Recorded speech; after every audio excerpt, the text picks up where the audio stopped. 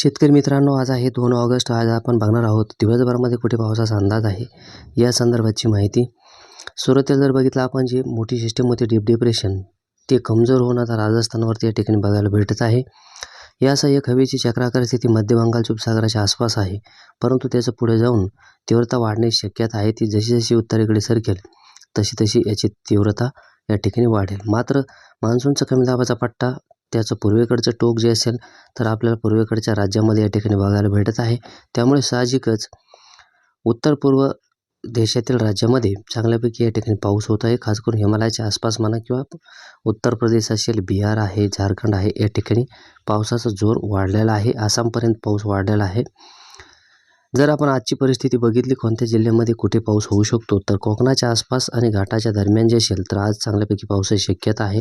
मुसळधार पाऊस देखील या ठिकाणी बघायला भेटणार आहे. घाटामध्ये ही जास्त करून शक्यता आहे. त्यानंतर जर आपण बघितलं बाकी ठिकाणी देखील, सांगली, सोलापूरपासून ते धाराशिव, लातूर, नांदेड असेल, यवतमाळ आहे, अमरावती आहे, बऱ्याचशा भागावरती आज चांगल्यापैकी पावसाचे ढग निर्माण होतील. परंतु हे ढग सार्वत्रिक या ठिकाणी असणार नाही. काय भागासाठीच असेल, ज्यामध्ये आपण जर बघितलं तर परभणी, हिंगोली, वाशिम आहे, या ठिकाणी देखील काही प्रमाणामध्ये मध्यम ते जोरदार पाऊस येईल. मात्र या पावसाचे विशेष असं असणार आहे, आज हा पाऊस जो असेल तर थोड्या वेळासाठी चांगल्यापैकी जोरदार रपरप येऊन या ठिकाणी उघडणार आहे. ज्या ठिकाणी चांगल्यापैकी जोरदार होणार नाही त्या ठिकाणी थोडीशी बारीक बुरबुर किंवा रिमझिम स्वरूपाचा पाऊस येण्याची शक्यता आहे. त्यानंतर छत्रपती संभाजीनगर आहे, जालना आहे, बुलढाणा आहे, अकोला असेल, अमरावती आहे, या ठिकाणी किंवा जळगावच्या देखील काही भागामध्ये आज पावसाची शक्यता निर्माण होईल. मात्र सार्वत्रिक पाऊस होणार नाही. छत्रपती संभाजीनगर, जालन्याच्या आसपास, बुलढाणा, अकोला, अमरावती किंवा जळगावच्या काही भागासाठी हा पाऊस आपल्याला बघायला भेटणार आहे.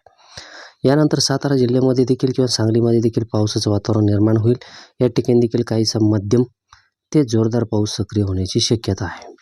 अशाच प्रकारची परिस्थिती आपल्याला सोलापूर आहे, धाराशिव आहे, लातूर आहे, नांदेडच्या देखील अतिदक्षिणेकडच्या भागाच्या आसपास काहीशी शक्यता तयार होताना आपल्याला धाराशिवच्या उत्तर भागापर्यंत किंवा पुण्याच्या पूर्व भागापर्यंत बघायला भेटेल.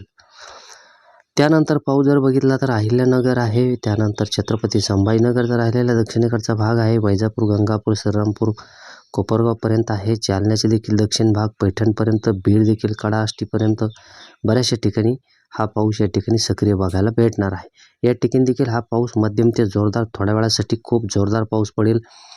म्हणजे जवळपास 10 मिलीमीटरच्या आसपास किंवा 15-20 मिलीमीटरपर्यंत देखील मुसळधार स्वरूपाचा देखील काही भागामध्ये पडू शकतो. मात्र पाऊस जास्त वेळ चालणार नाही. ज्या ठिकाणी पाऊस मोठा होणार नाही त्या ठिकाणी थोडीसं पाऊस हलका होईल किंवा थोडीशी रिमझिम या ठिकाणी येणार आहे. जालन्याचे देखील आंबडपर्यंत ही पावसाची शक्यता या ठिकाणी बनणार आहे. अशा प्रकारचा आजचा एकंदरीत पावसाचा अंदाज आहे.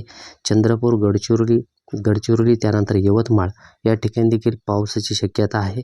मात्र येणाऱ्या उद्याच्या 3 तारखेला देखील वातावरणामध्ये मोठ्या प्रमाणात बदल होईल.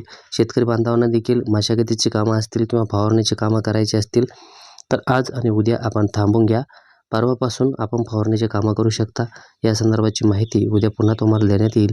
परंतु जर अशा प्रकारचं पावसाचं वातावरण जर निर्माण होणार असेल, या ठिकाणी आपण फवारणीची कामं हातात घेताल आणि पाऊस येईल, त्यामुळे आपल्या कामामध्ये या ठिकाणी व्यत्यय येण्याची जास्तीत जास्त शक्यता असल्यामुळे थोडंसं आज आणि उद्या थांबून घ्या. किंवा मग सकाळी लवकर 1-2 तास 11 वाजेपर्यंत फवारणी या ठिकाणी आपण करू शकता.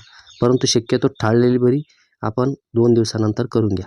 आपण संपूर्ण व्हिडिओ बघितला त्याबद्दल तुमचे मनापासून धन्यवाद.